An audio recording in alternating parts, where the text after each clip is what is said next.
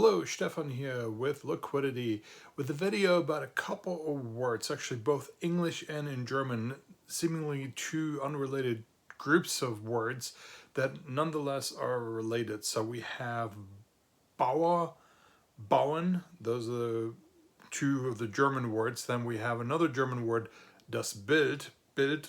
Liquidity.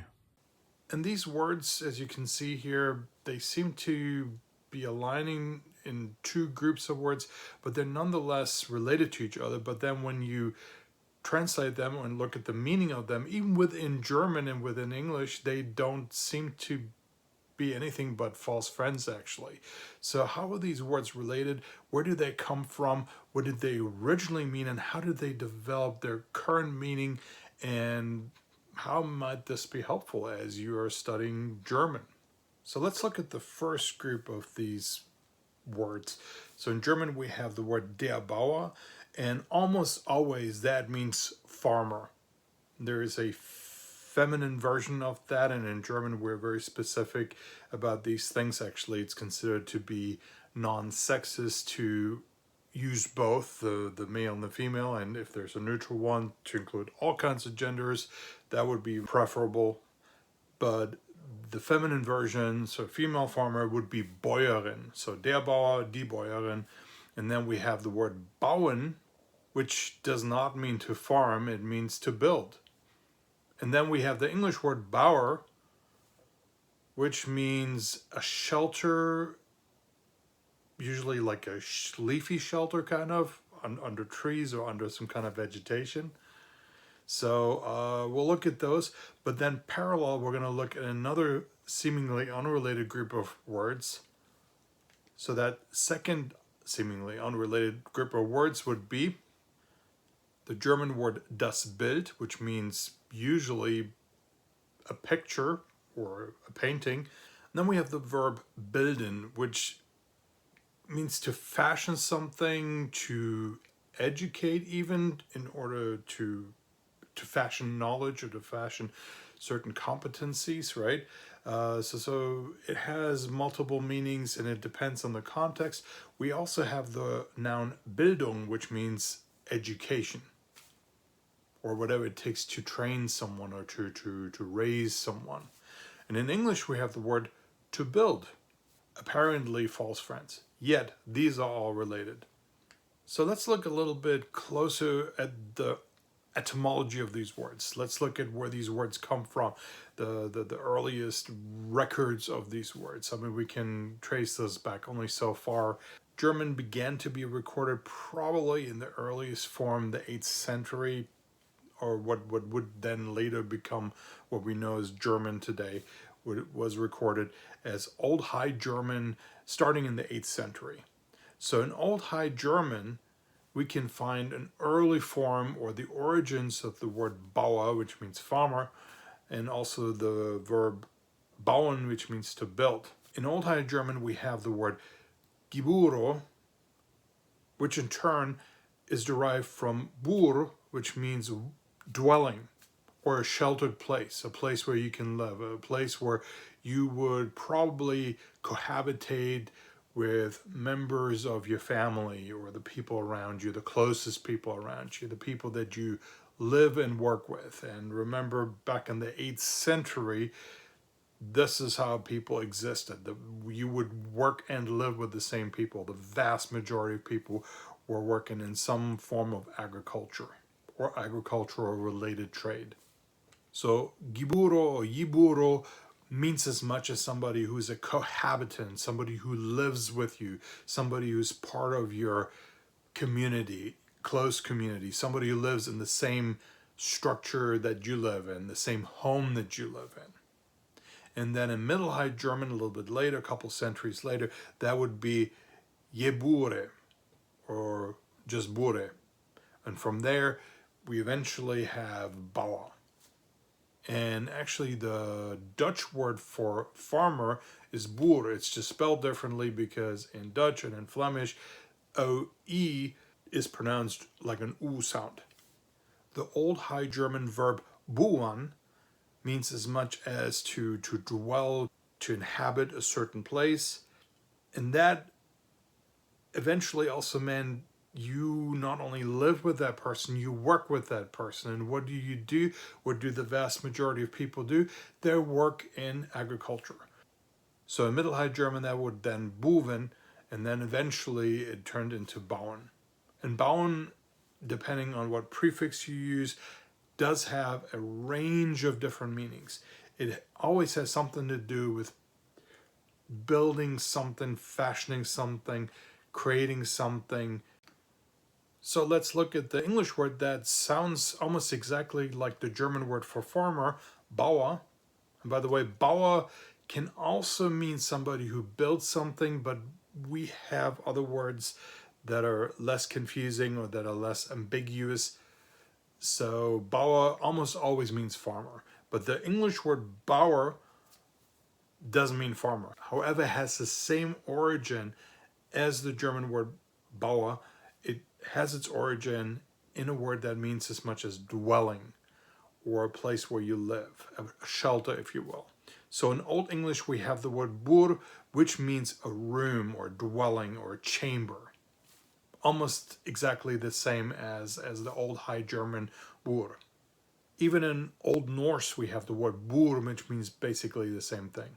Most modern English speakers don't really use the word BAUER, but if you were to use it, it's a little bit archaic and a little bit fancy or literate, or not a word that most modern English speakers would use on a regular basis, but it means as much as an attractive dwelling or a retreat, a place of retreat. It could also mean a lady's private apartment. It can also mean a shelter under boughs and under vegetation, basically.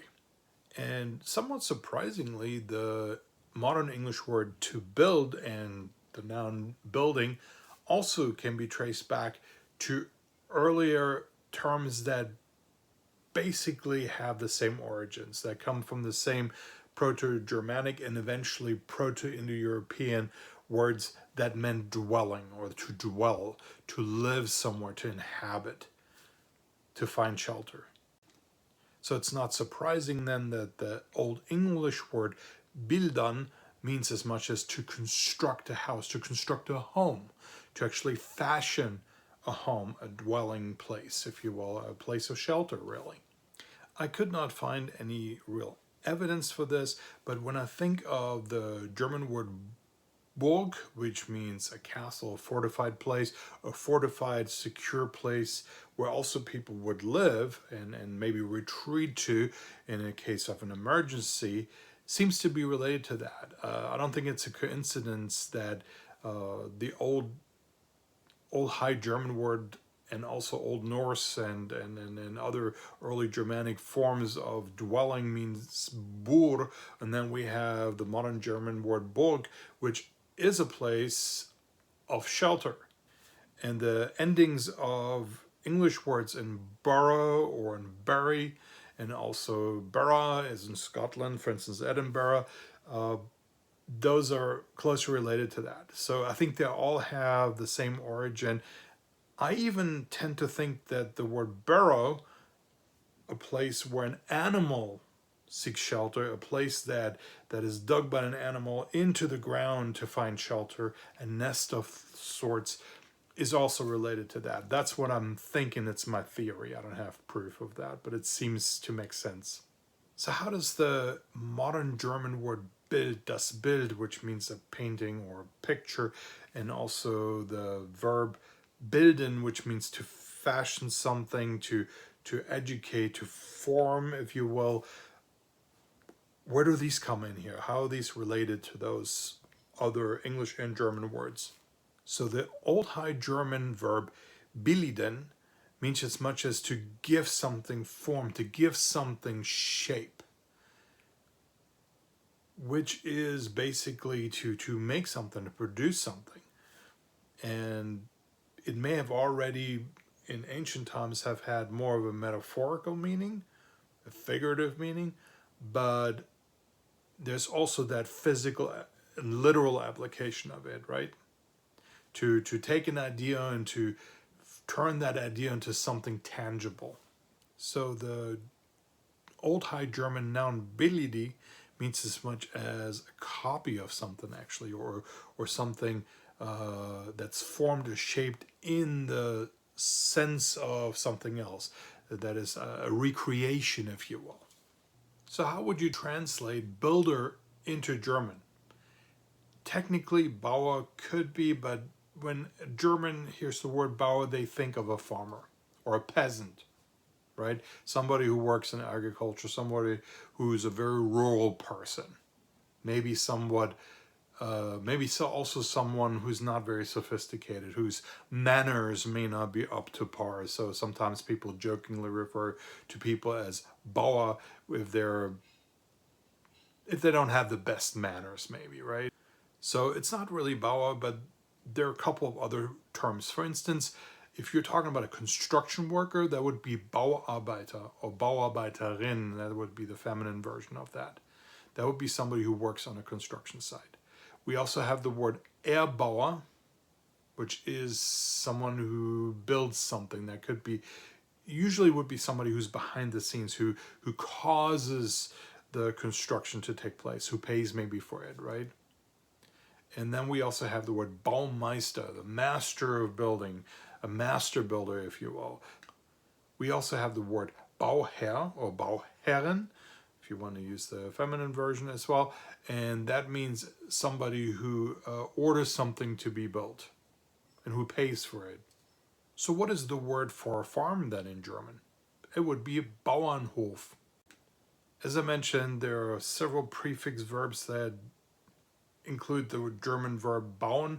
For instance, we have abbauen, we have anbauen, which can mean to cultivate crops, but it can also mean to add something to an already existing building. We also have ausbauen, we have einbauen, we have umbauen and verbauen.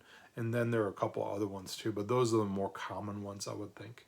If you're studying German, I have some good news for you. The verb bauen, which is pretty common, especially with all the prefix versions on it, is completely regular. It is considered a weak verb because it does not force you to change the vowels inside or anything. It conjugates very predictably.